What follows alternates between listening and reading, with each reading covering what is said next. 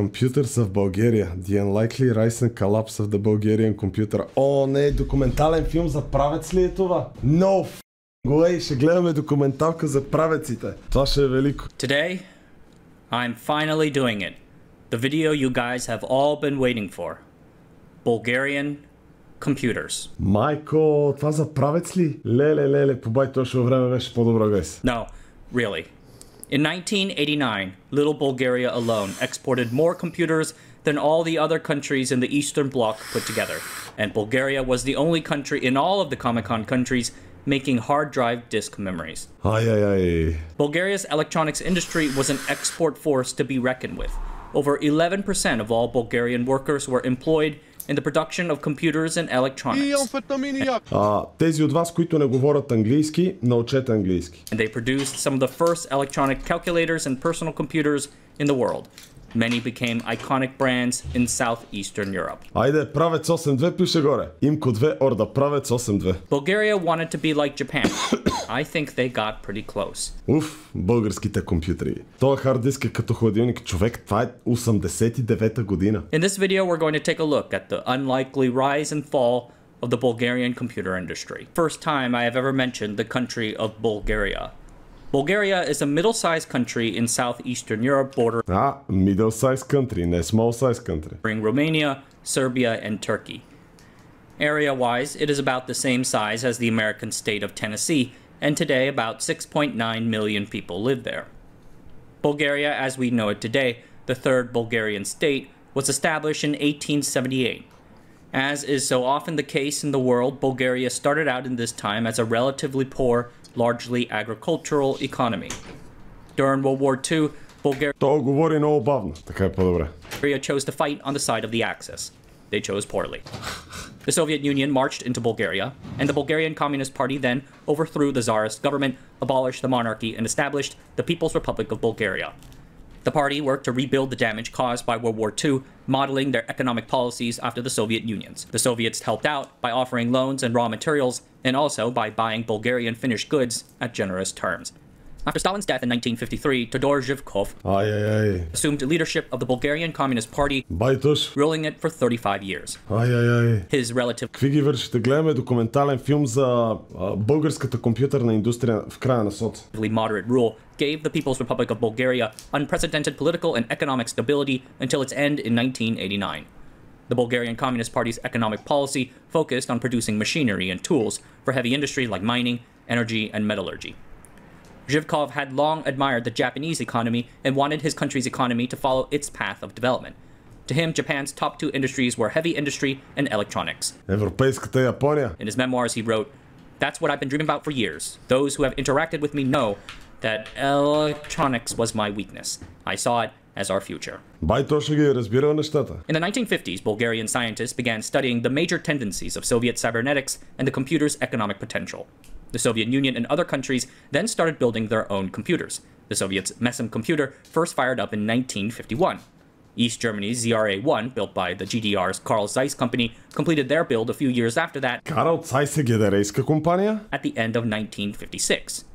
Similar first-generation computers were being built in Czechoslovakia and Romania, completed in 1957, Hungary's in 1958, and Poland in 1959. Where was Bulgaria's computer? Catch-up efforts were complicated by the West's export restrictions. The Coordinating Committee for Multilateral Export Controls, or COCOM. Instituted in 1950, COCOM prevented Bulgaria and other allies of the Soviet Union from purchasing high-technology tools that could have helped along its industrialization. Колко са смешни тези контейнерни кораби. 1956, a Bulgarian professor and mathematician named Lyubomir Ilyev participated in a conference in Moscow. Любомир Илиев. Okay, добре. The conference, titled The Path of Development of Soviet Mathematical Engineering, discussed the mathematical foundations of computing, technology, cybernetics, and mathematical modeling. The Soviet delegation to the talk recommended that all the socialist countries establish computing centers of their own. They noted that some countries, like the GDR and Czechoslovakia, were not only receiving equipment from the Soviet Union, but also building their own. Professor Ilyev brought this message back to his employer, the Mathematical Institute within the Bulgarian Academy of Sciences. The government едно време, какви са били? Пак са били в по-долни старци. Received the message well, and over the next 2 years worked to raise funds and recruit staff. In 1961, the Council of Ministers approved the creation of a new computing center within the institute, as well as a new name, the Mathematical Institute with Computing Institute. At the start of 1962, Professor Кога са го кръстили? Джон Атанасов ми е много интересно. Ilyev's team of students began work on the Vitosha, Bulgaria's first digital computer. Completed in 1963, Vitosha was Чак 63-та. modeled after one of Romania's SIFA computers. It was about 4 meters long and 2 meters tall. Харесвам моят компютър повече. It had about 1,500 vacuum tubes and a magnetic drum memory capable of storing about 4,096 words. Колко е това? Развитието на компютъра е много невероятно нещо. Много невероятно нещо. Each word being 40 bits long. During operations, it consumed about 12 kilowatts of power, 12 киловата ток за това. or about the same as 15 small microwave machines. You fed in data and programs using a tape punch, and after processing the data at about 2,000 operations per second, Това колко велико е било за времето си. the results Ето така изглежда чат GPT-то ни спрямо изкуствен интелект, който ще имаме след 70 години. Буквално такова е нашото чат GPT. Това е нашото чат GPT в момента спрямо AI, който ще имаме след 70 години. were output using an electrical typewriter at about 15 characters per second. 15 символа в секунда е пишело. Upon its completion, Vitosha was demonstrated at an international exhibition in Moscow called Bulgaria Builds Socialism. There, it solved Bulgaria built socialism. math equations, presented graphical information, 12 киловата вие мрънкате, че ви трябва да Европейския съюз за 490-ката, човек 490-ката дърпа 6 вата. and spelled out messages. Sadly, Vitosha no longer exists. After it returned to Bulgaria, a burst hot water pipe in the room above it leaked water onto the computer, corroding it and ruining its parts. И ръждя съм от теч в тавана. Това е толкова българско. The machine was later taken apart for scrap. Хората се оплакват, че новите видеокарти дърпат 400 вата. Nevertheless, Vitosha was the talk of the show and spurred more political support for additional work in Bulgaria in the computer fields. At the Moscow exhibition, the Bulgarian government agreed to import a computer from the Soviet Union to use, a Minsk II. Professor Ilyev did not approve of this, believing that Bulgaria should use its own domestically produced computers. The team at the Computing Institute thought about producing an even larger Vitosha-style computer with 10,000 vacuum tubes. But as Ilyev 2 къщи компютър. feared the arrival of the Minsk България бил социализъм, газ, яко. Елката после правят само калкулатори. Да. Но ЛК означава Electronic Calculator. II in Или електронен калкулатор. 1964 dissuaded this path. At the same time, the chairman of the Bulgarian Academy of Sciences and Mechanical Engineering Committee write a report pointing to electronics as a profitable export industry for Bulgaria. They note that electronics production uses a lot of labor, especially female labor, which is cheaper than male labor, Еманципация. but relatively few raw metals. Furthermore, they can also be sold for a very good return. The Council of Ministers agrees and allocates people, labor, and even capitalist currencies to acquire what it needs for an Капиталистически валути. industry. Professor Ivan Popov, chairman of Bulgaria's State Committee for Science and Technical Progress, or DKNTP, Иван Попов. Има ли улица Иван Попов? Има улица Иван Попов. Хубаво е, че има улица Иван Попов. Ама то сигурно е на този Иван Попов кръстена. Professor Popov is generally seen as the founder and main driving force of Bulgaria's computer industry. He's a fascinating character. He grew up outside of Bulgaria in Професор Иван Попов, създателя на българската електроника.html пише. France, Germany, and Днесбг.com общество. Hungary, yet he remained a hardcore patriot, believing that his country's future depended on a modern economy built on top of modern technologies. Popov was a natural entrepreneur. In a different time or place, he probably would have founded a company and not been a politician. He had a blunt, direct manner that did not always suit him towards politics. But he had a vision for Bulgaria, and here's what I mean. In late autumn 1964, Ivan Popov goes to Professor Ilyev and the Mathematics Institute with a sum-lock Anita calculator, the world's first all-electronic calculator. Жестоко, човек. Жестоко. Това е много як документари. He tells them to produce one of their own. A small team of 3 people opens up the Anita sample, and inside they find a bunch of vacuum tubes, including a special gas-filled tube called a decatron. Decatron tubes were not available in the Soviet bloc, which was unfortunate. But some of the team members were familiar with transistors, so they re-engineered a design to use those instead of the tubes. Българските тарикати, ако не го измислят. Brilliant choice. Thus, we have the Elka Елката. 6521. Elka is short for the Bulgarian phrase for electronic calculator, and they also liked its female-ish name. Как се казваш? Елка. Смятай! Elka weighs about 8.5 kilograms, uses germanium transistors, and can do square root calculations, integer division, averaging, and so on. It was one of the first transistorized all-electronic desktop calculators of its age. Other products like it include the American Friden EC130, the Italian IME баси майката. Сега може да си направиш такова в Minecraft с Redstone Basic tutorial за 2 часа. 84, Смятай колко е напреднала технологията, Елки. and the Japanese Sharp CS10A. In April 1965, the Elka 6521 was demonstrated in front of Zhukov and the whole Politburo. With their approval, the not-so-little calculator went abroad to Moscow the next month to be exhibited at the Inforga 65 show.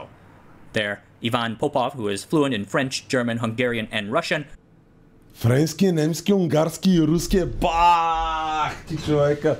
Унгарски! was ready to do business.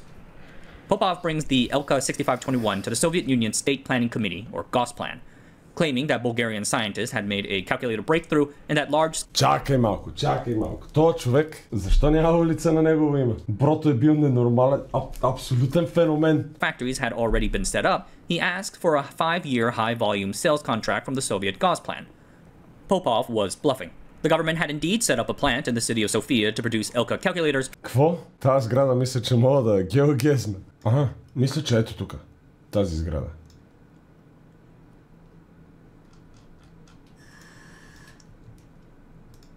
Омага, верно е тя! What? Вау, това е толкова странно. Че още тогава я е имало. Това е било някаква фабрика. But the electronics plant, as it was called, was not ready. The Russians did not end up buying the Elka 6521, though a few others did. In the next year, 1966, the team Тоест, тази сграда е лайк първият завод, където са се произвеждали електронни калкулатори в Източна Европа. simplified the original 6521 design to make it smaller and cheaper, the Elka 22. They also produced the 33 на 45 на 15 сантиметра. model with a printer called the Elka 25, likely the first such thing ever made. Popov again took the new Elka models to Gosplan. He asks for a price of 1,200 rubles per Elka. Gosplan replies that East Germany had offered their own calculator, I presume it was Web Robotron Soemtron or something like that, at a price of 730 rubles. Ivan agrees to cut his asking price that East Germany had. He asks for a price of 1,200 rubles per.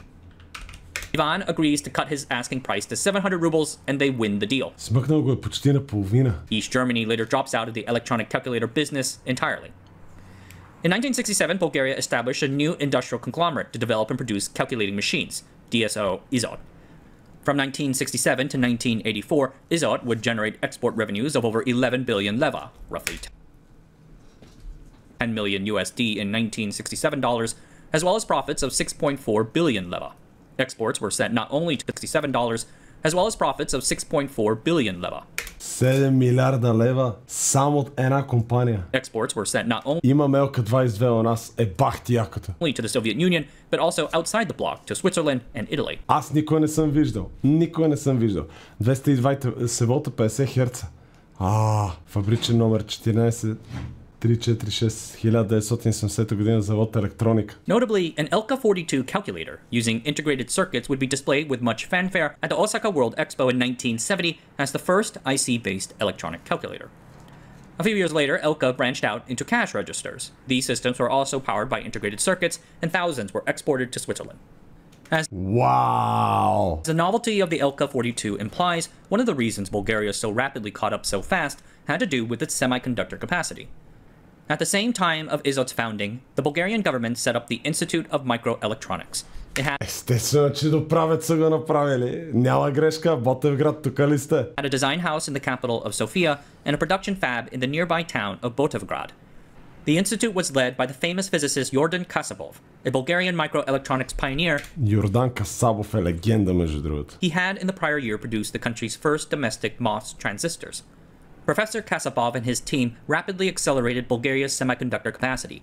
He not only designed the IC for the Elka 42, he helped manufacture them too, using modern processes like photolithography, wet etch, deposition, ion implantation, and even plasma etch. Копеле, колко напред сме били.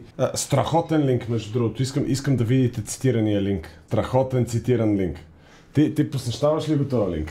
Редовно. Посещавате ли линка? Представяш ли си това? Sometime Как се все още на някои вестници отпечатват линкове? Да, бе. Да? Представяш си това, на вестника и да трябва да го напишеш? Не. Дори няма да го проверя. Знаеш ли, ще ти направя кефа да го проверя и да им кажа, че има грешен линк. I'm in 1972 or 1973, it's Тия елки се включват в контакта, за да работят ми, да. not exactly clear when Kasabov and Lubomir Antonov visit Silicon Valley in California. There, they experienced the semiconductor industry's incredibly rapid growth. They saw a highly integrated 4-bit IC advertised in an AMD sales brochure or datasheet, oddly named Bourbon. I couldn't dig up an AMD chip with that name, but considering the year, it was probably the AMD AM9300, their first product, or near it. Or maybe something that never actually came out. Anyway, they grasped that these ICs were powerful and flexible enough to build calculators and other devices on top of. They resolved to try and make something similar. Upon returning, they produced a series of microprocessors like Копеле! Това е бонкърс. Вижте колко са грозни. What? Това е било Production Quality процесор. Гениално. the CM400, which enabled the creation Ето такова съм си цъкал като малък. of increasingly better performing 4-chip calculators like the Elka 50 series. In 1969, the Soviet bloc of countries got together and decided to produce a computer, the Unified System of Computers. I talked about this in a previous video. The usual way for the countries in the Soviet bloc to coordinate with one another was through the CMEA, or Comecon, but it was infamously Комикон. slow. Professor Ivan Popov and his Soviet colleagues worried about moving fast enough to compete in the rapidly evolving global computer industry. So, of course, the only solution to that was to establish another international organization. Russia, East Germany, Bulgaria, Romania, Cuba, Poland, and others founded the Intergovernmental Commission on Computing Technology. I'll just call it the IGCCT. As one of the founders, Ivan Popov made sure that Bulgaria would have an important role in the computer systems production. The IGCCT drew up a list of 105 items to produce and then assigned them, like a school project, to each individual country. Комунизъм. Thanks to Popov, Bulgaria produced just 3 of those 105 devices, but they were some of the most valuable: memory disks, magnetic memory tapes, and a processor. Магнетофони, дискове и процесори. To build proficiency in these, Popov arranged technology transfer agreements with Western items. For instance, Fujitsu agreed to transfer their memory tape design. Other items, like IBM's disk drives, they copied. And in order to secure this monopoly, Popov rapidly coordinated the simultaneous construction of 7 new plants to manufacture various components for the unified system computers: magnetic heads for disk drives, ferrite memories, and so on. Копале Попов, какъв гений е бил. И е бил на 40 години, като го е правил това всичкото. В Прайм Попов. Popov pushed the construction teams hard to complete the factories as soon as possible, an incredible feat. One of his collaborators recalled, I had the chance to participate. Завод за дискови запаметяващи устройства е основан през 1968 година за производството на дискови запаметяващи устройства и на основни възли и компоненти за тях. През 80-те години е внедрено производството на ново поколение твърди дискове 3,5 инчови HDD. Chance to participate in the selection of sites for the new plants, and when he was giving orders to the Meanwhile, царича търсят извънземните. Айде, Людмила. industrial architects, I need halls 12 meters high with all the communications underground, electricity, water, etc., and we need it in 6 months. The architects often asked about what he needed these premises for, but Ivan Popov instead joked, I will grow chickens. The export and sale of these high technology systems were very profitable. Bulgaria had essentially negotiated a monopoly for itself, selling products like hard drives at very high prices. No other Eastern Bloc country made such drives. At the same time, the Bulgarian factories produced goods at large scale and of good quality. Копале, трябва да има улица кръстена на Попов. Това е insane. Buying advanced equipment from Europe and the United States to improve their advantages. Margins were at almost 200 to 300%. Не. Along with a very favorable, very profitable Soviet oil re-export deal, these electronics exports buoyed the Bulgarian economy throughout the volatile 1970s.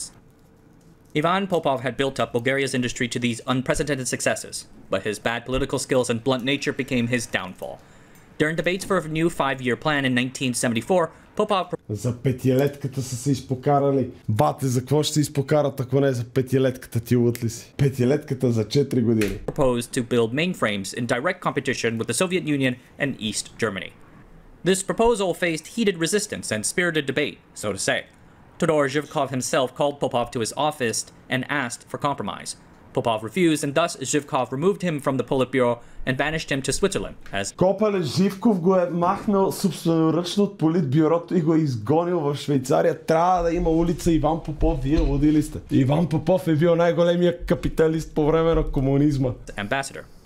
In its later years, during the second half of the 1980s, IZOD did eventually venture into supercomputers very competently. All the geological centers in the Soviet Union were powered by Bulgarian computers like the IZOD 1014. These were very sophisticated computers that impressed even the Americans. By 1988, Bulgaria was exporting them to countries like India in search of a supercomputer alternative to American machines. Throughout the 1970s, Bulgaria produced these mainframes and mini-computers, which were kind of like smaller versions of mainframes. But most notably, Bulgaria was very early in on the personal computing boom. In 1979, a Айде, правеците! microelectronics engineer named Ivan Marangozov joined the Institute Creator of правец. of Technical Cybernetics and Robotics within the Bulgarian Academy of Sciences. There, he brought together a small team to copy Ай, Apple ли бе? an imported Apple II computer. Тия ще са били най-големите пионери в краденето. Едно време, кога още не е имало закон за авторското право. The team successfully produces an almost identical clone. The ROM was even the same, except for a name change. The most significant differences were that the keyboard was changed to Cyrillic characters. Oh, and it also stored data in the old and slow tape cassette memory that the first Apple II had. Ай. So no floppy disk drives. Guess they would have needed Кой е това, бе? Пу. Steve Wozniak to put it together. This Apple II PC clone was dubbed the IMCO-1, which stands for Individual Microcomputer. Only a limited run of these were ever made, not clear how many, but at least 50, but they were extremely popular. Not only that, they 50. were very functional. They took IMCO-1 to an international robotics exhibition in England and showed how it can control a robot arm. The little computer did as good a job as mini computers many times its cost. IMCO-1 was a demo, so the team goes on to build a better version for mass production, the IMCO-2. Айде, има ли правеци? Кой е играл правец? Кой е цъкал на правец? Елка не съм виждал никога на живо, но правец съм виждал. Cost reasons, the IMCO-2 was modeled on the cheaper Apple IIe PC. It used a Signertech 6502, a second source clone of the MOS 6502, as its CPU, and included an optional floppy drive and a basic interpreter. Production of the IMCO-2 was then moved to a new factory. Между другото, клавиатурата е QWERTY. Не знам дали забелязвате. И между другото, клавиатурата е фонетична. Забелязвате ли, не е на BDS? Сега виждам. In the town of Pravets, Zhivkov's hometown. The commercial variant of the little PC is thus called the Pravets 82. 82 for the year. Самия факт, че тези хора са можели да кодват на Assembly Insane е човекте. Не е имало още це. Year production began, 1982. Pravets PCs were still far too expensive for the average Bulgarian. However, they were cheap enough to become reasonably accessible to ordinary people and thus became quite popular. Production scaled up from 500 units in 1983 to 18,000 2 years later. Ба, по 3600% ръст. Many schools bought these PCs. Дали върви лига на него, брат? Имам чувството, че лига върви на домофона. Как иначе ще обясниш онея моменти, дето играта ти зарежда по 6 часа? And a lot of Bulgarians today first learned programming on a Pravets PC. By 1987, there were over 500 computer clubs with these computers in Bulgaria. Pravets produced a whole bunch of very interesting 8-bit and 16-bit Pravets PC variants. We don't have the time to go into all of them here, but many are well covered in vintage computing websites. Баси майката. At their peak, the factory had 3 units and produced about 60,000 computers in a year, many of which were exported abroad to the Soviet Union, other Comecon countries, and even a few Western countries too. By the late 1970s, against all odds, Bulgaria was one of the top 10 biggest electronics manufacturing countries in the world. Иван Попов, шибана легенда. But there were troubles on the horizon. In the 1970s, the Bulgarian government stopped investing in microelectronics. По бай точно време нямаше проблеми, беше по-добре. Perhaps being unable to afford it in light of its military and heavy industry economic priorities. As a result, Bulgaria's semiconductor industry hit serious limits, impeding the country's ability to compete in the increasingly competitive environment. For instance, the Institute of Microelectronics developed a powerful IC that could have enabled pocket-sized calculators, but unfortunately the fab couldn't make it. Thus, IZOD had to import foreign-made ICs for the Elka 100 series of pocket calculators. Ужас. Imported chips cost precious foreign currency and made Bulgarian calculators and computers more expensive as compared to Japanese and Western calculators. Considering the restraints, the only possible way out was a technology collaboration with a Western company. Ай. Luckily, an incredible opportunity presented itself. Lubomir Antonov's memoirs recall a delegation from the American company Rockwell visiting Sofia. He didn't say when, but I am guessing sometime after 1980, based on a June 1980 LA Times article about Bulgaria looking for joint ventures. They discussed the possibility of doing a technology collaboration to build semiconductors together. A deal was struck, and the only thing left to do was to sign. Then suddenly, a member of state security appears at the negotiations hall declaring, "Gentlemen, the contract will not be signed." Да го духаш, чат. Да го духаш. Gentlemen, the contract will not be signed. Да го духате, чат. Confused, Вие сте виновни. Пак ние. Пак вие, я. the Rockwell people even offered to extend their stay in Sofia to work through the issues. The security didn't budge, and the deal fell through. No reason was given at the time, but many years later, Antonov learned that authorities over in the Soviet Union felt that the deal would bring Bulgaria too close to the United States, harming their own interests in the country. точно време беше по-хубаво, чат. Whatever the reason, it was a devastating blow to the future of the Bulgarian semiconductor industry. More sophisticated Bulgarian... Айде да живее майка Русия! Нашите братушки! Най-добрият ни приятел, големия брат, къде ни прегръщи, некога ни стиска по тъшаците. Computers and devices would then always have to use imported chips. By 1988, the Bulgarian computer industry employed over 169,000 people, or about 12% of the country's labor force. But times are changing. In 1989, Todor Zhivkov lost his power after a botched assimilation drive of the country's ethnic Turkish minority. Opposition raged against his long rule, and he lost the support of the Soviet Union. Finally, in November 1989, he resigned at the behest of senior members of the Communist Party after 35 years. He died a few years later at the age of 86. In 1990, the Bulgarian electronics industry employed 181,000 people. The year after that, the Soviet Union too began to collapse. 95% of Bulgaria's electronics revenue came from within the Soviet bloc, with the USSR by far the single largest market. And since so many of the industry's products were stolen from the West, once the Soviets vanished as a customer, the Bulgarians had nowhere else to go. Копеле, колкото повече научавам за комунизма, толкова повече си давам сметка, че комунизма е бил свят в света, в който всички са си продавали помежду си фейк монополизирани копия на по-напреднали западни технологии. Що няма хубави съветски коли, освен ладанива, естествено. The electronics industry also suffered from its dependence on Western-sourced critical goods for its computers. About 30 to 40% of the computer had to be imported from abroad. When Bulgaria's currencies weakened throughout the 1980s, those imports became prohibitively expensive. Finally, the early 1990s saw the opening up of Bulgaria's markets. Extremely cheap South Korean and Taiwanese PCs entered the market with a vengeance, and people stopped buying Pravit's PCs. The factories closed down in 1994. The once formidable Bulgarian computer industry collapsed in seemingly an instant, shriveling away or stolen as the economy cratered. Employment crashed from almost 200,000 people to a mere 30,000 just a few years later. Bulgaria's link to the Soviet Union both helped and hurt them. Obviously, the Soviets were their single biggest customer. The Bulgarian monopoly on the computer's most valuable parts was a gift that buoyed their economy. In some ways, it was the perfect position to be in. But in the long term, the Soviet link was also a massive handicap. It meant copying from the West, which restricted exports, and it prevented the Bulgarians from getting closer to the West, which... Копале, това е толкова интересна документалка.